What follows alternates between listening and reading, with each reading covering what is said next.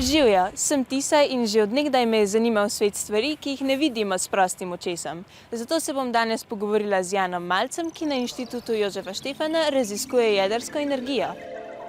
Zakaj ste sprejeli odločitev, da boste širili znanje o jedrski energiji na TikToku?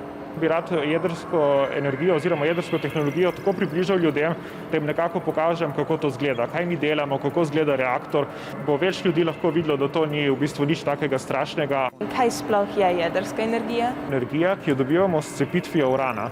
Mi uran damo v eno veliko posodo z vodo in pustimo, da tam razpada. To je hkrati naš edini brezogljični vir energije, ki deluje popolnoma neodvisno od vremena. Kako pa jo pretvorimo v elektriko? Z jedrsko energijo segrejemo vodo, potem pa to vodo speljemo na tako električno turbino, ki toploto vode pretvarja v električno energijo. Kaj se zgodi z radioaktivnimi odpadki, ki nastanejo pri pridobivanju jedrske energije? Jedrsko gorivo po uporabi najprej shranimo. Nekateri so se odločili, da ga zakopajo globoko pod zemljo.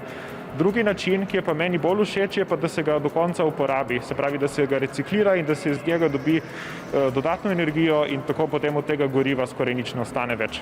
Evropska komisija je pred kratkim predlagala, da bi tudi jedrsko energijo uvrstili med zeleno energijo. Kaj sploh je to zelena energija? To je taka energija, ki jo lahko dolgo časa uporabljamo, brez da dosti onesnažimo, pa brez da bi kaj izčrpali. Zakaj so nekatere države proti jedrskim elektrarnam? Kakšni so njihovi argumenti?